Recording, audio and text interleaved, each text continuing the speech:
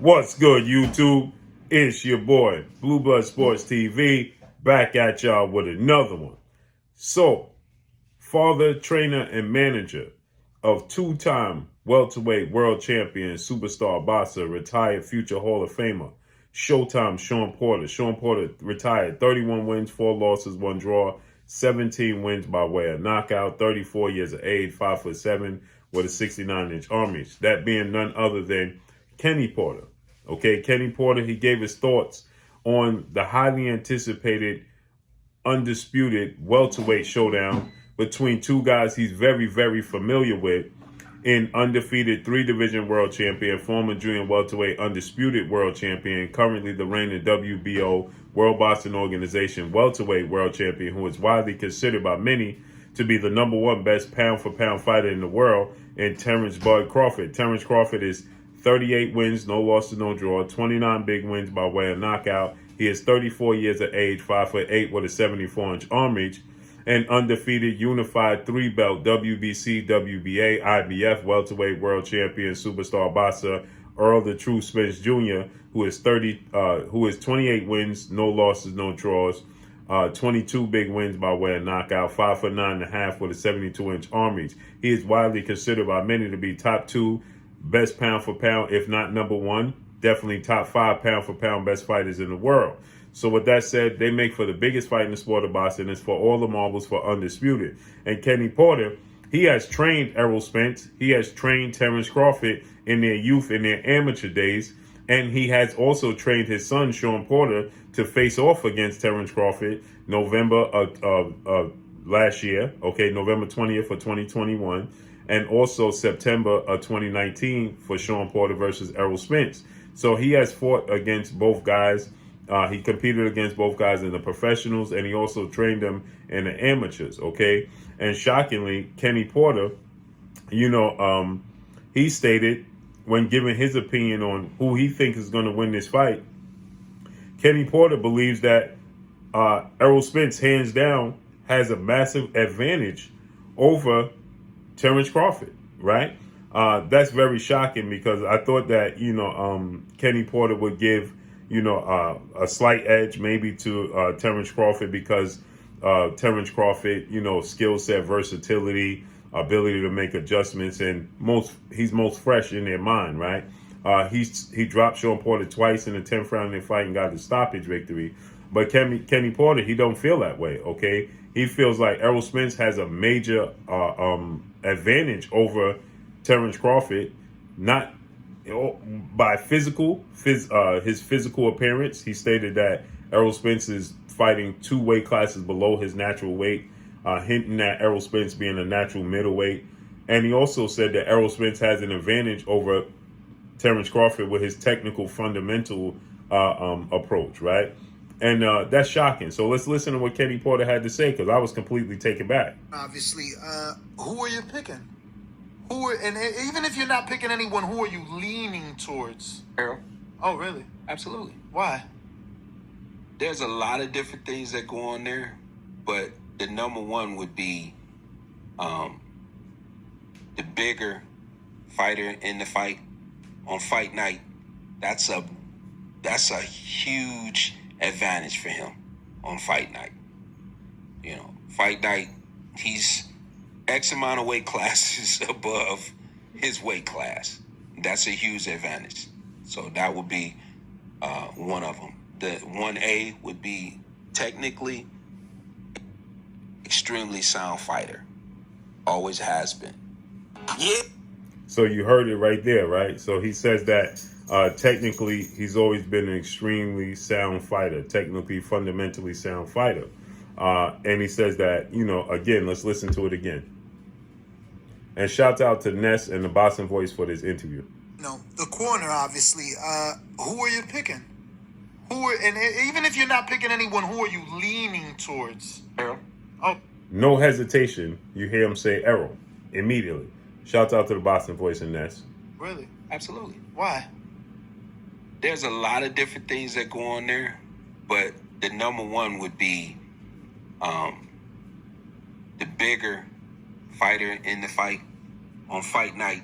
Now, I have to disagree with Ken. Now, I do think that Errol Spence is physically, naturally the bigger guy, but I disagree when he's saying like Errol is fighting 2 weight classes below his natural weight of a middleweight. Errol Spence is a big guy, big welterweight, but he's not 2 weight classes. He's not a middleweight, okay? When you see Errol Spence next to 3-time junior middleweight world champion, superstar boxer, and Jamel Lyons Only Charlo, who is the undisputed champion, he fights at 154.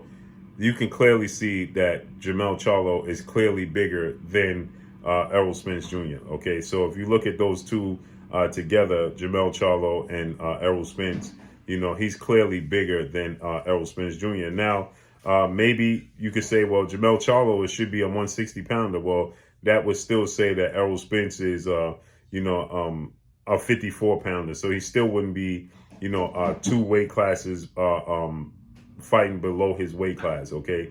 He still would be, just a weight class below his weight if you look at it from that standpoint. Again, like I said, Jamel Charlo, who's a close friend of Errol Spence, he trains with Errol Spence's trainer and Derrick James, and like I said, you can clearly see there's a distinct size advantage for Jamel Charlo, and he's not even the biggest junior middleweight in the world, okay, at 154. So, I disagree when people say that Errol Spence is just essentially, it's like he's weight bullying at 147. Now, I do think, like Errol Spence has stated, that he feels like, his days at 147 are numbered, and it's time for him to move up to 54. But again, like I said, he's not 2 weight classes below his weight. He's not a middleweight fighting at welterweight. Okay, he's definitely a welterweight fight, a big welterweight, and possibly a junior middleweight. Okay, but Terence Crawford is not. And this goes because Terence Crawford started his career at 130, was a champion at 135 and 140. So clearly he started off in smaller weight classes than Errol Spence Jr. But you can clearly see now, if you look at this picture, shout out to Derrick James, but you look at this picture of Derrick James, look at Jamel Charlo next to Errol Spence. He's clearly bigger than Errol Spence by far. You understand what I'm saying? He's by far bigger than Errol Spence, right? And again, like I said, so I don't believe that he's 2 weight classes. Look at the size. There's a clear size difference between Errol Spence and Jamel Charlo. Just look at their necks and look at their frames, right? He's clearly bigger than Errol Spence, clearly, right? And he fights at 154 and Errol fights at 47. So he's not 2 weight classes below his natural weight, okay? But is he a natural 54? Even if you say, well, Jamel is a natural 60 pounder, and well, that makes Errol a 54 pounder. So he's not 2 weight classes below his weight. Like I said, maybe 1 weight class. You know what I mean? So I disagree with that. That's a huge advantage for him on fight night. Fight night, he's X amount of weight classes above his weight class. That's a huge advantage. So that would be one of them. The 1A would be technically extremely sound fighter. So then he said that he's a more technically sound, fundamentally sound fighter, which that is surprising because, most people give Terence Crawford the edge because of skill set and just overall natural talent. So Kenny Porter is very familiar, obviously, with both Errol Spence and Terence Crawford, having been a trainer with them in the amateurs and having trained and prepared his son to face off against both guys.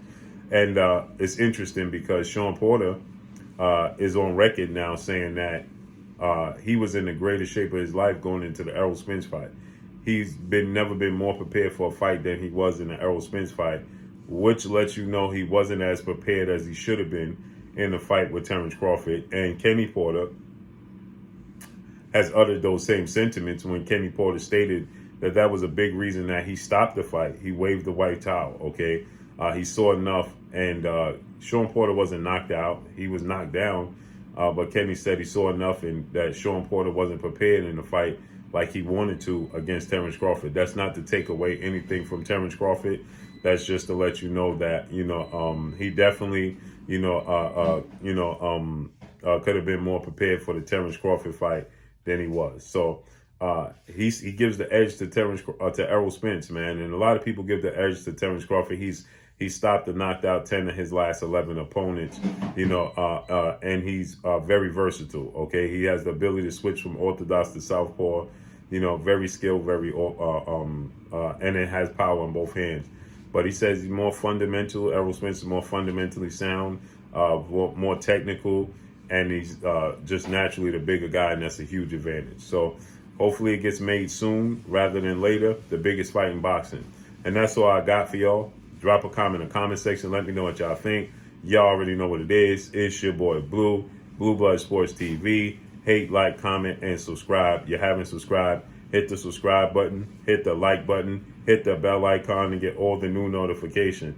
Follow me on Instagram at Blue Blood Sports TV, all one word. Y'all already know what it is. Shout out to the entire LDBC. Shout out to Black Media Row. Make sure you like and share the videos. That's all I got for y'all. Peace.